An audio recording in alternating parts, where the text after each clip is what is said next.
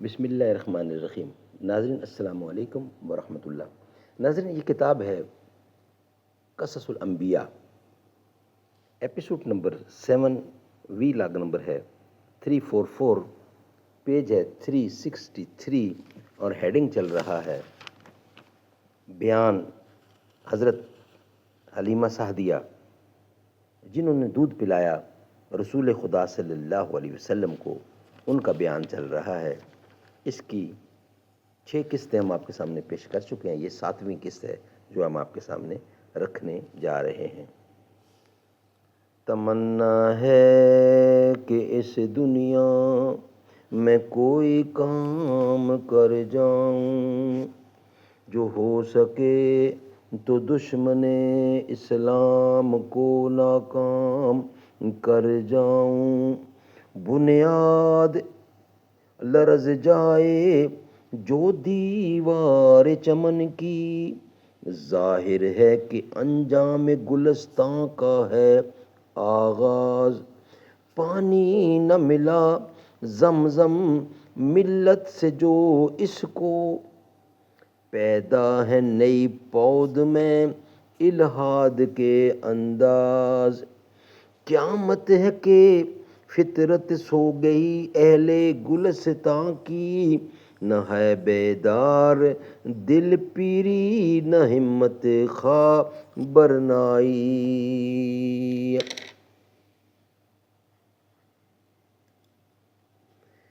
ناظرین، یہ کتاب جس کا ٹائٹل ہے قصص الانبیاء اور اس کتاب کے رائٹر ہیں حضرت مولانا عبد المنان صاحب، تصنیف ان کی ہے۔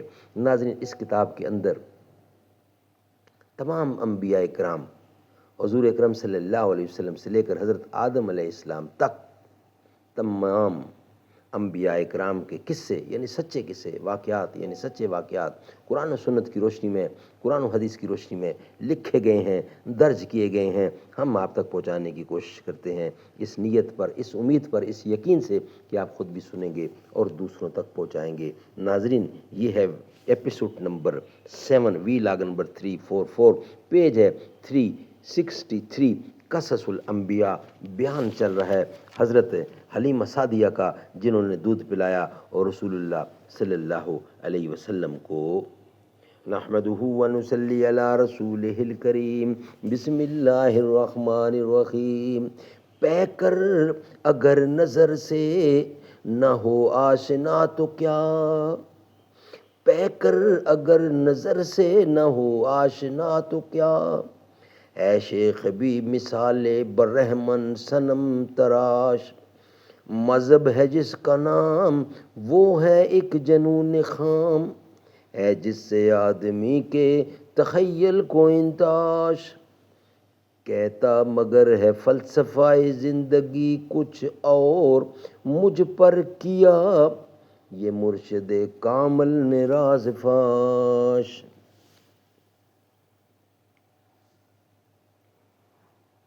پس اے صاحبو اپنا دین جس سے قائم رہے وہی تم فکر کرو۔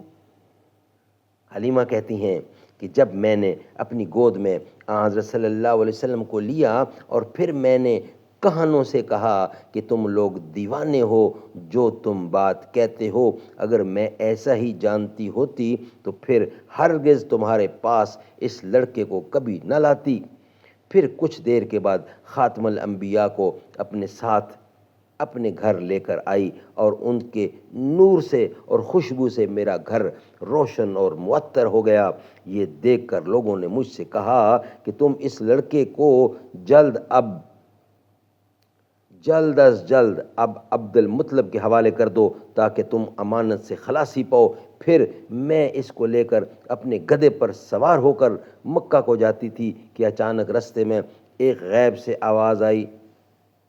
کسی نے مجھ کو کہا اے حلیمہ تم کو مبارک ہو۔ پس یہاں تک کہ میں آہستہ آہستہ مکہ کے پاس بطحی میں جا پہنچی۔ وہاں میں نے ایک گروہ جماعت کی دیکھی اور وہیں محمد صلی اللہ علیہ وسلم کو بٹھا کر اپنی حاجت کو گئی۔ وہاں بھی ایک آواز میں نے سنی اور پھر پیچھے کی طرف میں نے اپنی نظر کی تو میں نے اسی جگہ پر محمد صلی اللہ علیہ وسلم کو نہ دیکھا۔ پھر میں نے اس جماعت سے پوچھا کہ صاحبو، یہاں جو ایک لڑکا بیٹھا تھا وہ کہاں گیا؟ انہوں نے ہم کو جواب دیا کہ ہم نے اس لڑکے کو نہیں دیکھا اور ہم کو یہ بھی نہیں معلوم کہ وہ لڑکا کون تھا اور اس کا کیا نام ہے۔ پھر میں نے اس سے کہا کہ ان کا نام محمد ابن عبداللہ بن عبد المطلب ہے۔ پس چاروں طرف بہت دوڑی اور کافی دیر تک دیکھتی رہی، لیکن ان کو نہ پایا اور رو رو کر میں یہ کہہ رہی تھی کہ یا الہی، تو نے ان کی برکت سے ہی مجھے فائز المرام کیا ہے اور ہم کو فراغت ہوئی اپنا دودھ پلا کر، اور اب وہ بڑے ہو گئے ہیں، اس وجہ سے میں نے ان کو جن کا لڑکا ہے دینے جاتی ہوں تاکہ میں اپنی ذمہ داریوں سے خلاصی پاؤں۔ نہ جانے اب اس لڑکے کو اس جگہ سے کون اٹھا کر لے گیا ہے۔ پھر میں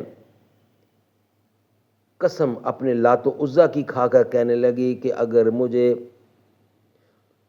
مجھ کو نہ ملے گا تو میں اس پہاڑ پر جا کر پتھروں سے اپنا سر پھوڑ دوں گی۔ یہ سن کر وہ مجھ سے کہنے لگے کہ تم ہم سے ہنسی کرتی ہو جو ایسی بات کہتی ہو، اور تمہارے ساتھ تو ہم لوگوں نے کوئی لڑکا دیکھا ہی نہیں تھا، تم کیوں جھوٹ بولتی ہو؟ حلیمہ کہتی ہے کہ یہ بات سن کر میں بالکل نا امید ہو گئی اور اپنے سر پر ہاتھ رکھ کر وویلا کرنے لگی اور بار بار اپنے منہ سے کہنے لگی کہ اے محمد، تم کہاں ہو؟ ناظرین، یہ ویلاگ ہمارا یہاں ہی مکمل ہوتا ہے۔ انشاءاللہ نیکسٹ ویلاگ میں اس کا بقیہ حصہ ہم آپ کے سامنے رکھیں گے۔ ابھی واقعہ کچھ ہے باقی، نیکسٹ ویلاگ کی صورت میں آپ کے سامنے انشاءاللہ لائیں گے۔ یہ ویلاگ ہم یہاں ہی مکمل کر رہے ہیں۔ فلک جس کا پڑھے خطبہ، فلک جس کا پڑھے خطبہ، وہی فاروق اعظم ہے۔ زمین پر جس کا ہے شورا، وہی فاروق اعظم ہے۔ وہ جس نے خشک دریا پر حکومت کر کے بتلایا، بہایا نیل کا دھارا، وہی فاروق اعظم ہے۔ رسول پاک نے اپنی خلافت اور اجازت سے جسے ہے خوب چمکایا، وہی فاروق اعظم ہے۔ فلک جس کا پڑھے خطبہ۔